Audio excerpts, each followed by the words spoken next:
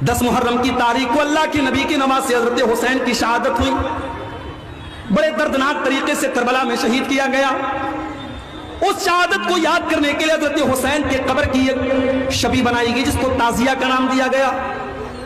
مسلمان نوجوان تعزیہ نکال کر کے یا حسین کا نعرہ لگا رہا ہے۔ او مسلمانوں، تمہیں حسین کی شہادت کا غم ہے۔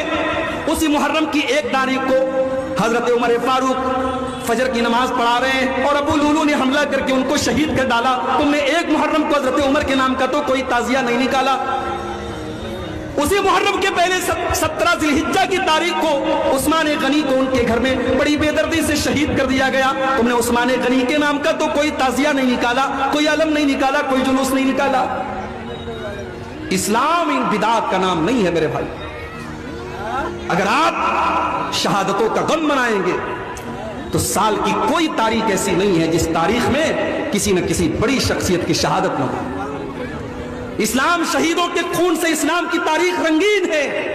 اگر آپ شہادتوں کا غم منائیں گے اور لوگوں کی پیدائش کی خوشی منائیں گے تو سال کی کوئی تاریخ باقی نہیں بچے گی۔ اسلام بڑا ہی سمپل دین ہے میرے بھائی، اس کو سمپل ہی رہنے دو۔ اس میں بدعات مت نکالو، اس میں کوئی نئے کام مت نکالو۔